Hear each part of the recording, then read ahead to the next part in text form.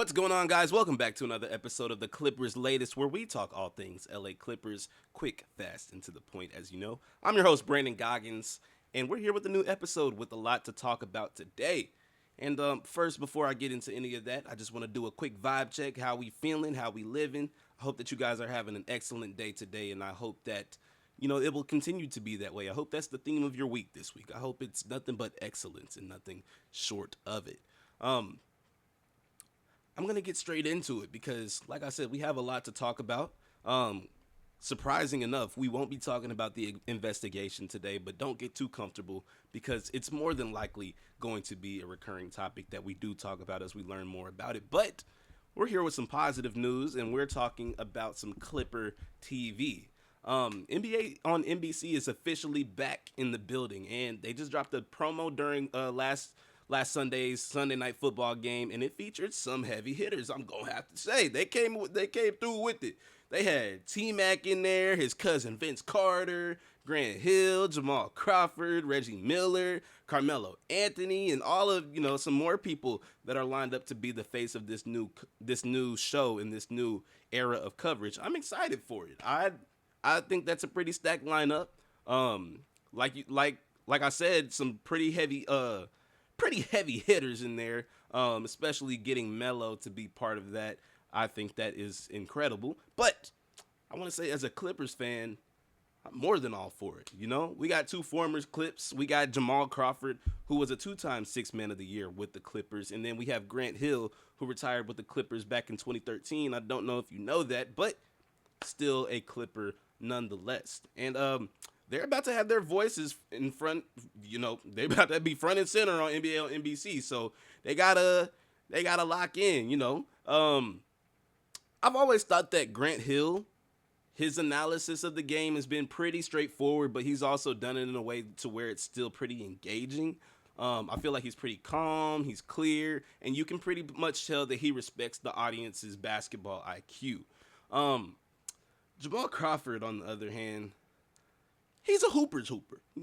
He hooper knows everything about basketball there is to know. One of the smartest minds to ever touch the NBA floor. Nobody's ever gonna question his basketball IQ or his creative approach to the game. But on television, look, I'm just not personally. I'm not fully sold. I just I don't know how to put it. Like, every time he was on Inside the NBA with TNT, it just didn't look like he was comfortable talking on camera. If you get what I'm saying, like, I'm not saying this to diss him or like any place of hatred or anything. It just didn't seem like he belonged there. If you get what I'm saying, like, how you look at somebody on TV and you think, oh yeah, this person belongs on TV. Like, they were called to be on TV. Well, I ain't had that thought with Jamal Crawford. And that's okay. You know what I'm saying? It seemed like there was no spark, and it just didn't give off natural vibes of him being on TV. Like, obviously, he made it work in some cases. But it's just, I don't want to diss Jamal, but, like, it was just a little bit of a lack of personality there, to put it lightly. But that being said, he's getting a new opportunity, new brand, new platform. So maybe new results. Maybe this could be the place that he finally settles in and gets used to that on camera. It's all about reps. So maybe the more that he does it, the more he'll get comfortable and the more entertainment that he could bring. But either way, it's still cool to see some former Clippers making their way into the media game. First, we talked about Blake Griffin signing with Amazon Prime a few episodes ago.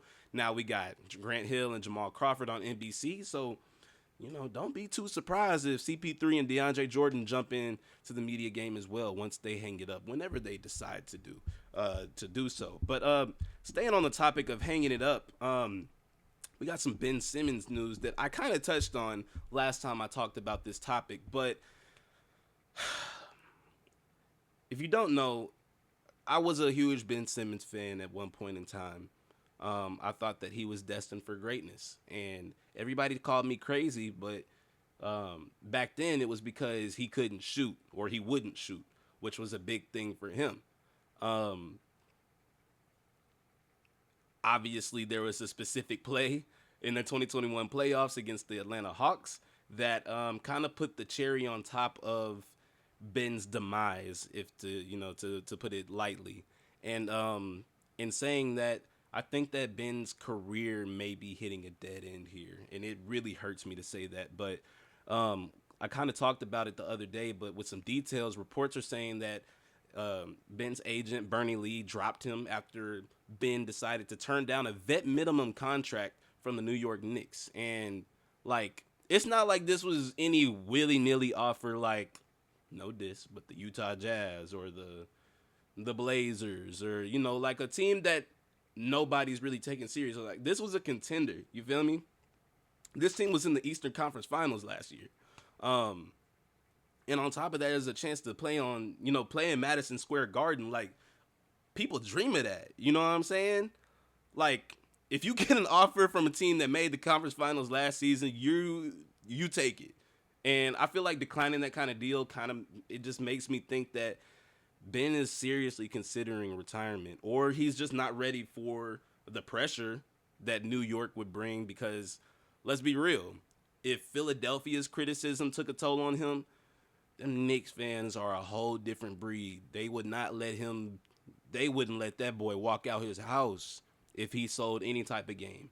If he did what he did in the 2021 finals, 2021 Eastern Conference semis, and he was playing for the Knicks, boy, that brother might have had to change countries.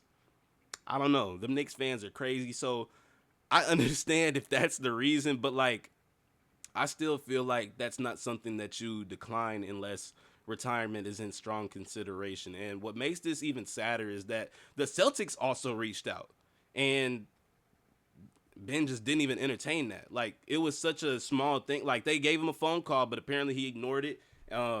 They tried to reach out multiple times, and he just wasn't going. And obviously the Celtics aren't going to be as strong next season with Jason Tatum being out, but that's still a team that you can contribute to. And whenever JT does return, you can offer some bench depth, some length, some facilitation. He could have been a nice piece for them, but I guess we'll never know. This was once an all NBA talent. He changed games defensively, and he could run the floor like a point forward at the frame of 6'10", but it was just these years of injuries and all this criticism that he's been getting that have kind of weighed him down. So, like, if he walks now, I can't even say that I blame him. As much as I do hate to see it, protecting your mental health and your peace has to come first. I feel like that's the most important part, especially in this era of social media that we live in. People forget that NBA players are humans too, just like the rest of us. And if he really feels like, he needs to wrap it up to potentially be in a better place in his life, then I'm all for it. Do what's best for you at the end of the day. And I'm also going to talk about somebody else that did the best for them, regardless of how you may think about it and how controversial you may think. But we have a blast from the past that still kind of is relevant today. We're again talking about this 2019 offseason, where during that offseason, the Lakers were stacking their roster. LeBron had signed the year before, and they wanted to give him some stars to be paired up with. They already pulled in Anthony Davis, and we're chasing another superstar to pair with LeBron so they could form a trio to go on some type of title run and create something special in LA. And mind you, in that 2019 offseason, Kawhi Leonard had just delivered Toronto their first championship in franchise history. And he was at the top of the world.